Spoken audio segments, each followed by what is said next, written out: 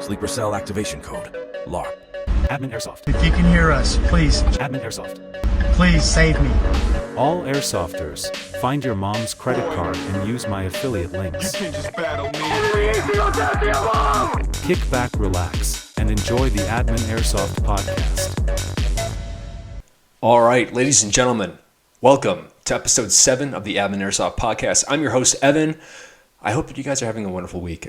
Thank you for joining us here on YouTube or Spotify. Almost forgot where this was being posted. Thank you for joining. Appreciate y'all.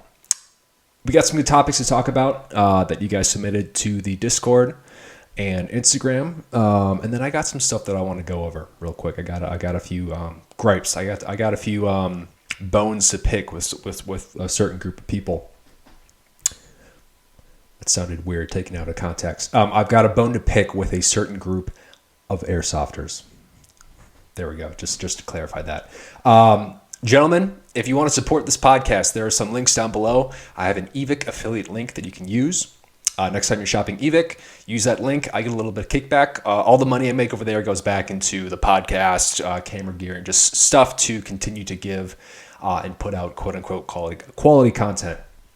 If you shop Blue Mag Airsoft, Scum Customs, SS Airsoft, use code Admin Airsoft. There's some links down below to save some money.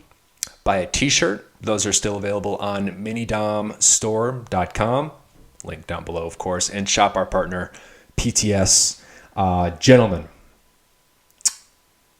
last week I talked about wanting to focus more on I guess art. I want to focus more on art.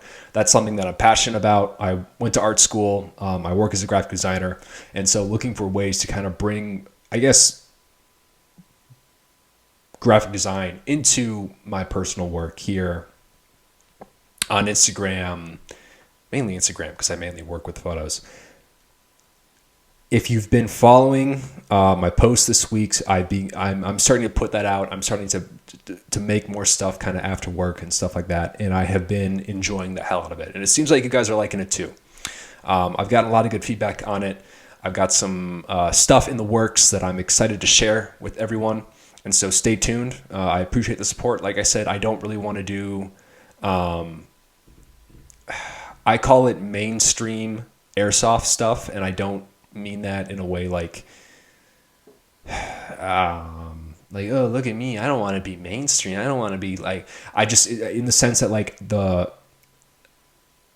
unboxing videos, the long gameplay videos, like that doesn't interest me, and I think people do that better, and so I don't really want to spend time, money, and effort doing something that I don't enjoy just because I feel the need to and like everyone else is doing it. And so that's why I'm spending more time on something that does interest me. So just wanted to get that out of the way. I know that I had talked a little bit about that last episode. So just wanted to thank you guys for the support. There's a few questions on people being like, is Wednesday Drip Day still happening? That's all still happening. But you're just going to be seeing more artwork posted on my social media. So again, thanks for the support. Appreciate that. Looking at my questions here, topics that I need to talk about. Wednesday Drip Day. I've been getting a few questions over the past kind of month or so, and someone asked on the Discord how to win Wednesday Drip Day. There's kind of two sides of this. There's the rules that you have to follow, and then there's the community votes. I would say the first part is post on Discord. That's kind of where everything happens. I've had people reach out and say, hey, can I submit via Instagram or wherever? I'm sorry. No, you cannot. It has to be on Discord. I started the Discord as a way to streamline the process for Wednesday Drip Day, because before what was happening is people were just sending in submissions via Instagram, which worked for a little bit. But then what happened was I was getting like, I don't know. It varied like 50, 80 submissions depending on the week. I can't keep up with that, and then having to go through like all my DMs, like people would get lost and stuff like that. And so the Discord is a way to kind of keep track of that and see everything, see everyone who has submitted. The other aspect is that I wanted, ignore that notification. I wanted Wednesday Drip Day to feel more community based. And so if you go onto the Wednesday Drip Day tab on Discord, you can go back and you can see everyone who's submitted. If there's someone that you like, you're like, hey, that's a cool kid, or hey, I run something similar, go follow them. Start a conversation with them on Instagram. Wednesday Drip Day has always been about, as the Ghost Frogs say, continuing to grow the community. That's what it's been about, and that's what it will continue to be about. With that being said, when you post on the Discord, there are some rules that you have to follow. And I'm an asshole about these rules because I've ran into some issues in the past where you need to give me your Instagram handle for obvious reasons, right? I got to tag you, and I would assume that you want credit for the cool kit and the cool photo that you took. The second part that 99% of the people almost always remember, but there's always a few folks who forget, is you need to include the handle of the person who took the photo. If you took the photo yourself, let me know. Just say, hey, it was taken by myself, or maybe just like a random person on the field to say, hey, taken by random person on the field. The reason I am so crazy about this rule is because essentially what I'm doing is I'm posting either your photo that you took, or I'm posting a photo that was taken by a field photographer. As someone who does photography and has had their content stolen, I absolutely, not only do I need to, but I obviously want to credit the photographer for their amazing work. And so regardless if a photographer has taken that photo, or if you took that photo, or a tripod took that photo, you need to make a note saying that. I mean, I can go to Wednesday Drip Day right now and we look at the rules. The very first thing I post is you must use this template. I have the your Instagram name, and then photographer name, and then photo. So I've had people who have submitted in the past who, again, going to the second part is the community votes. You post your photo, and then I ask that people react, right? They vote. That's what I kind of call it. And typically the posts with the most votes, those are the winners. I've had people who have submitted a really good photo. They have put their Instagram handle, but they have not put or credited the photographer. That's a forfeit. I'm not using that, period. Again, I'm going to be an asshole about this, but I have, in the past, I have posted a photo where the submitter has not credited the photographer. I've had the photographer, as they should, reach out to me and be like, hey, you're using my photo. Can you please credit me? I go, absolutely. I apologize about that. And so moving forward, I think it needs to be done. I keep saying I'm a stickler about that. So, I've had people who have submitted, they've had like 10 or 20 reactions or votes to their photo. It's a good photo, but they don't credit the photographer, or they don't say, hey, this was taken by myself, or hey, this was taken by a buddy. That's forfeit in my eyes. So I guess that was like a huge, just like information dump. All that to say, follow the rules, and, you're going to be judged by the community. If you have a good photo, then people are going to vote and react for it. And that's just how I pick the winners. So that is kind of how a quick behind the scenes look of how Wednesday Drip Day operates. Let me take a breather there. That was a lot. Jesus. Okay. So there's that. I would like to apologize. Public apology moment. The first or second episode, I did a lot of shit talking on I was talking about TikTok and how they're kind of like the king when it comes to short form content, and how no one really watches Instagram Reels or YouTube Shorts. I would like to go back on that statement. I have been, for better or for worse, really enjoying the hell out of Instagram Reels. I've been avoiding them like the plague for honestly probably 2 years now. If I want to do like watch fucking, doom scroll, I go to TikTok for that. Recently, I got sucked into Instagram Reels, and I gotta admit, I am loving it way more than TikTok. This is like brain rot talk, by the way. So just keep that in mind. The reason I like Instagram Reels more than TikTok is because I feel like the algorithm, it just gets me, man. He just understands who I am and how I'm feeling. As much as I joke about that, I think it's true. I have more like photography content, video, art stuff. There's a little bit of like brain rot and shit posts on Instagram Reels, but for the most part, it's stuff that I watch and I'm like, oh, it's a Photoshop tutorial. Like, I want to try that out. Oh, this artist is doing this with their camera. That's cool. I didn't know that you could do that. I want to go try that out. And so I feel like Instagram Reels does a better job of inspiring me to be creative to an extent. And when I go back to TikTok, it's just like brain rot. The world's gonna explode. Your family's gonna starve to death this winter.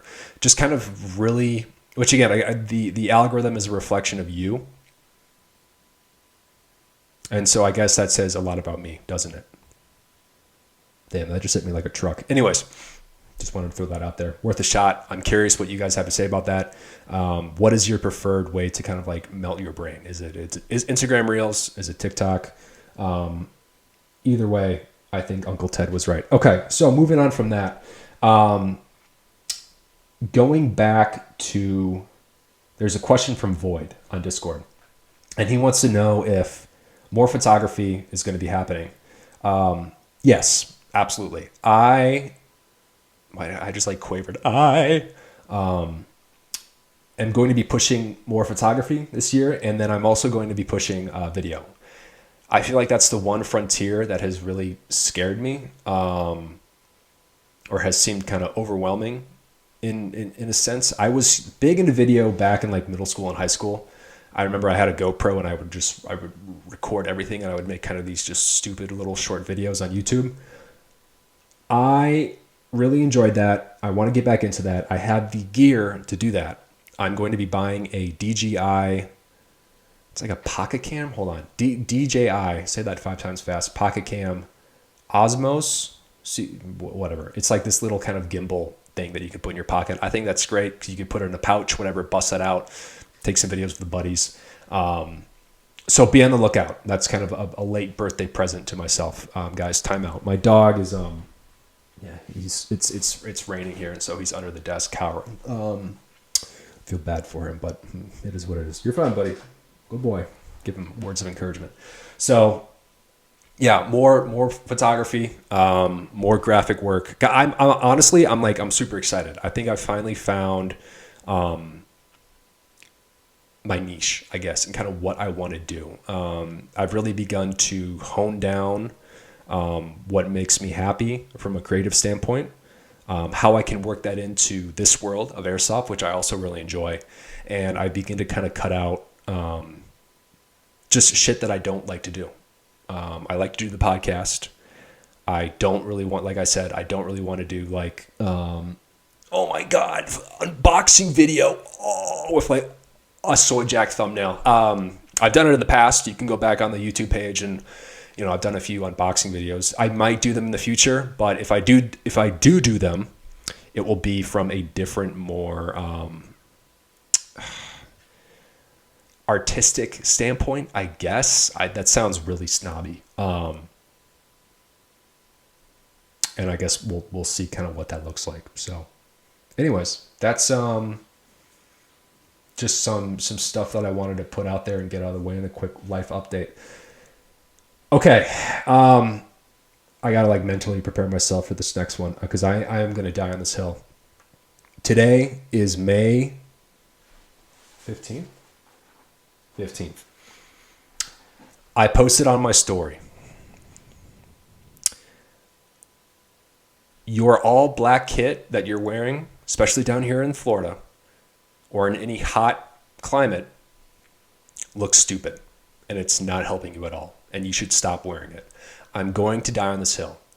And I want to clarify because I posted this on my story. I have like 30 DMs now that I need to go through about it. When I say all black kit, I'm talking about, you know what I'm talking about. I'm talking about the TikToker, a ghost cosplayer dry humping a wall, SCP type, fake quad night vision type player. I want to be nice, and I'm trying to be nice, but my patience has run thin. And I want to clarify, when I say, when I'm talking about this topic, I'm talking about it from a viewpoint of, I'm in Florida, summer. It's hot, it's humid. You can't really escape the sun. If you're in the shade, you're still hot, you're still sweating. Stop wearing an all black kit. Stop wearing an all black kit with a helmet and a plate carrier. Stop complaining about the heat if you're going to do that. If you're going to do that, fine, but shut up. Just stop. I've seen it happen in person where people have shown up to the field wearing multiple layers, all black kit, a plate carrier, helmets, some type of like face pro. They're running around in the sun, and then they're after one game, based on a true story, they're like, dude, it's so hot. I don't know. I gotta go home. Hey, there are other camo options. There's buy a rig, drop the helmet, drink a lot of water before you come here. There are options. There are different routes you can go where I guess maybe once your frontal lobe fully develops, it will make sense. But there's stuff you can do to avoid overheating and becoming a heat catcher. Like I said on my Instagram, the sun is the sun. It doesn't care how cool you think you look in your all black kit. It's going to destroy you. You know, I've seen people, and myself included, that run a tank top, shorts, and a chest rig, and you're still like, holy shit, this is hot.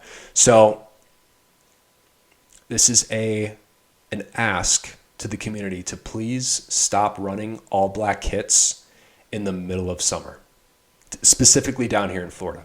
Again, and I've gotten DMs saying like, well, I live in I'm up east. I'm up the East Coast, and I can work. Yes, you can, because it doesn't get like 95 with 83% humidity. You do you, right? It's your kit. You get to run it how you want.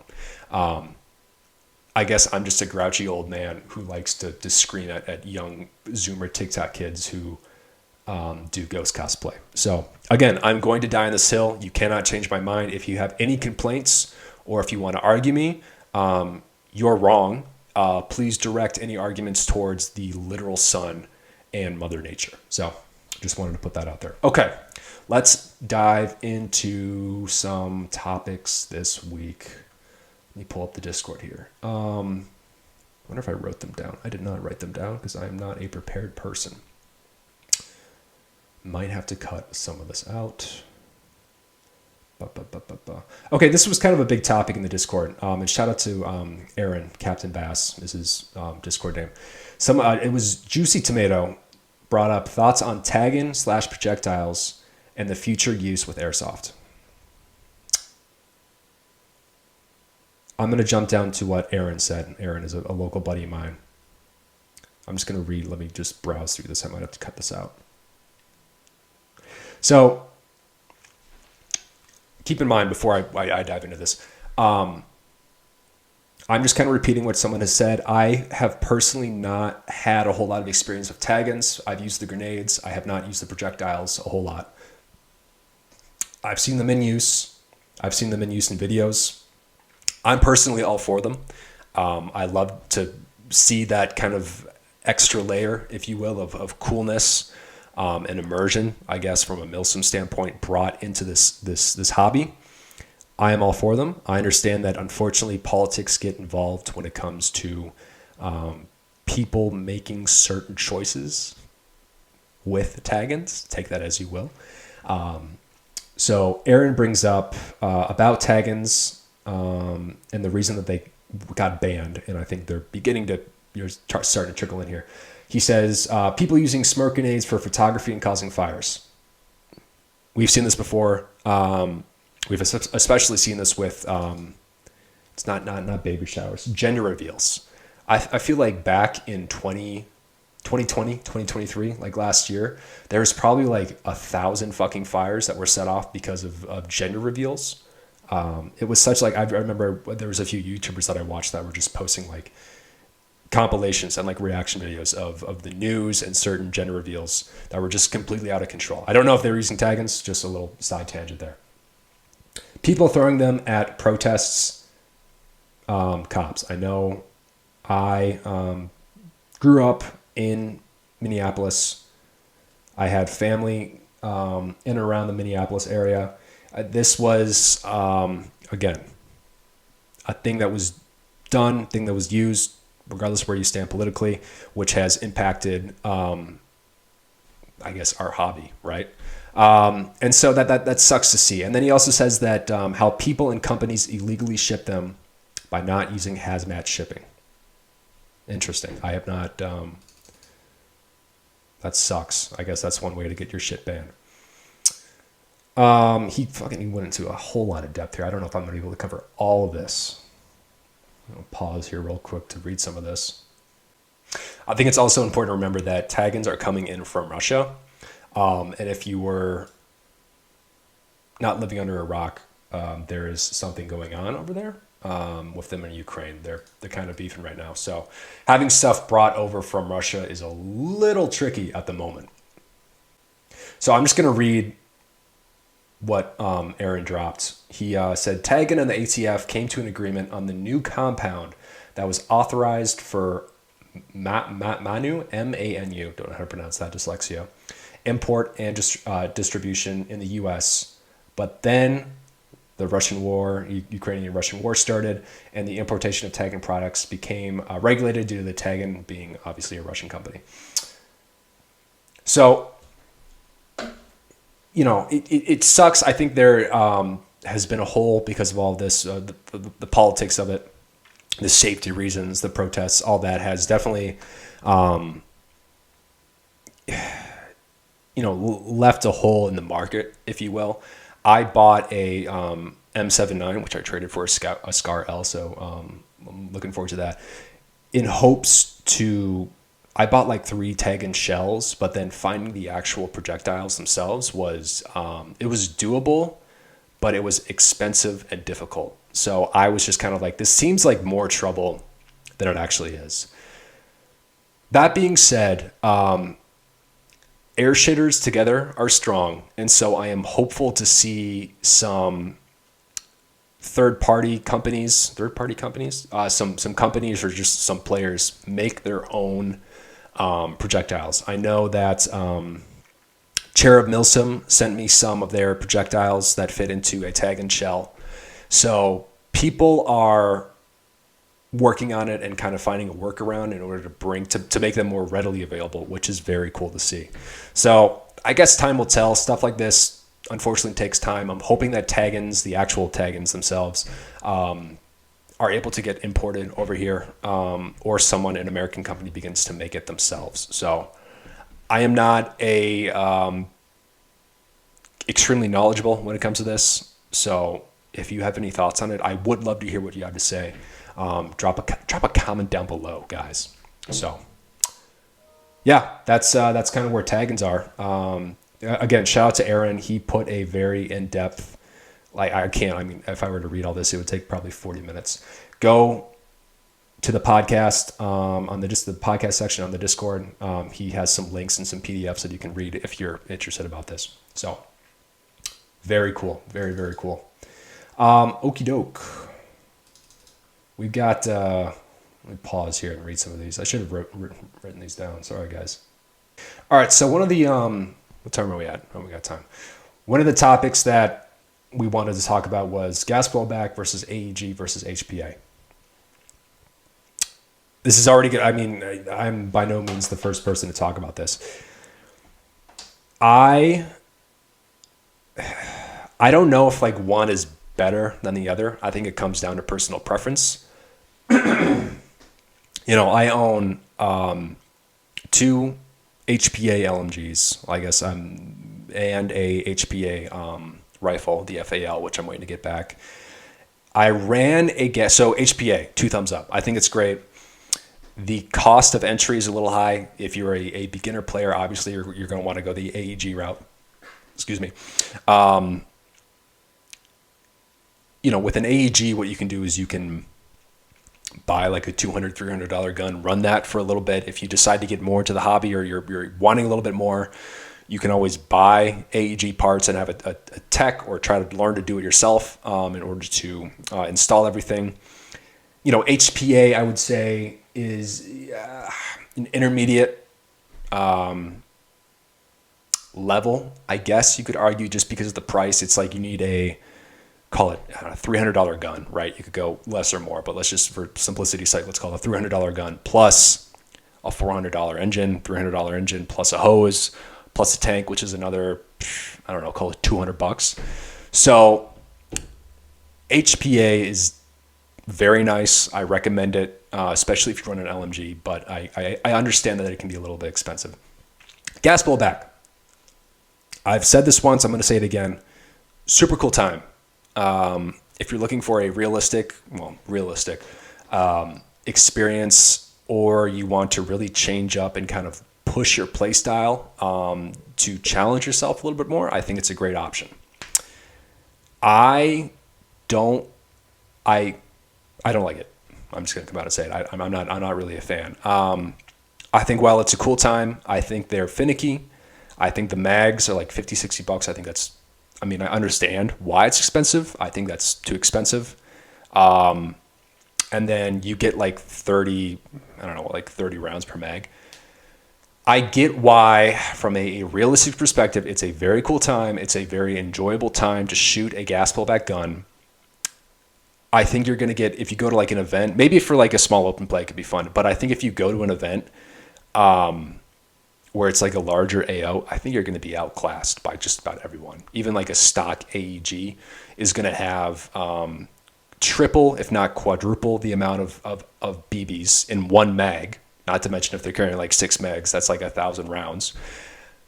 They don't have to refill mags. They have like a long-lasting battery. And so I got buddies who are like big into the gas blowback scene. So I'm going to get my ass beat when I see them next. But I don't know. I feel like if you're looking to switch up your play style, gas blowback would definitely be the way to go. I've been looking at picking up one myself just to kind of change it up. Force myself to place my shots a little bit better so I can't just BB spam. So, I don't think one is better than the other. Everyone has their own preference. So, you do you, kings and queens of Airsoft. How to get into Wednesday Drip Day. We talked about that. One of the topics, we're running out of time here. Is night vision worth it for Airsoft? I would say, is it worth it? Yes. It's a very fun time. Bringing night vision to larger events where it's a really cool AO is an absolute blast. Like I've never had such a fun time. I always enjoy myself, especially if you have friends who run night vision and you're fighting people with night vision. It just adds so much more depth to it. I talk to a lot of people, but hey, you know what's cooler? Here's what I will say. What's cooler than night vision is being financially secure. I talk to a lot of younger guys who are like, oh, I'm saving up like $2,000, $4,000 to buy like a unit. I would recommend not buying a unit. I would recommend putting that money into a savings account. I would recommend putting that money into a Roth IRA. I know this sounds like really dumb and really nerdy, and I'm sure some people are rolling their eyes, but don't save up thousands and thousands of dollars just to buy like an expensive airsoft toy that you're going to use maybe 3-4 times. If you're a younger guy, if you're an older guy, you saved up some money. You do you. That's your money. Again, that's your money. So do whatever you want to do. I think being financially secure is a little bit cooler than owning night vision. That's easy for me to say as someone who owns night vision. I saved up. I saved up for like a older PVS-14 unit Gen 3. If you're looking at buying, that's what I would recommend. I'm really glad that I spent only a couple of grand on a PVS-14, and I didn't spend. There's people who are like talking about buying their first unit, which like duals for like 10 to 12K. If you have that kind of money, good on you. But I am glad that I didn't go out and like immediately drop $8,000, $10,000 on a pair of tubes that I use like a few times a year. So renting is a great option if you're looking to run night vision, but you're not really thrilled about the cost. So I don't know. I definitely kind of mixed feelings on that. And I realize that it's easy for me to say, having, owned it and run it. So is it worth it? Yes. Is it worth, getting into credit card debt for? No, don't do it. Don't do it. Okie doke. I think I might have to call it there. We have some more stuff in the chat, but I might have to skip that just because we're running out of time. So with that being said, ladies and gentlemen, thank you for watching. Thank you for being here. If you're on Spotify, rate this 5 stars, or if you hated this, rate this 1 star. If you're on YouTube, like, comment, subscribe, all that stuff. I greatly appreciate it. I am extremely appreciative that you're here watching this. People seem to enjoy this, so you're going to continue hearing me talk, whether you like it or not. There's some links down below if you want to support the page. Buy t-shirts. There's an eVic affiliate link and an SS Airsoft link you can use next time you shop. I think that's kind of it, guys. Yeah. I love you. Thank you for watching, and I'll see you on the field.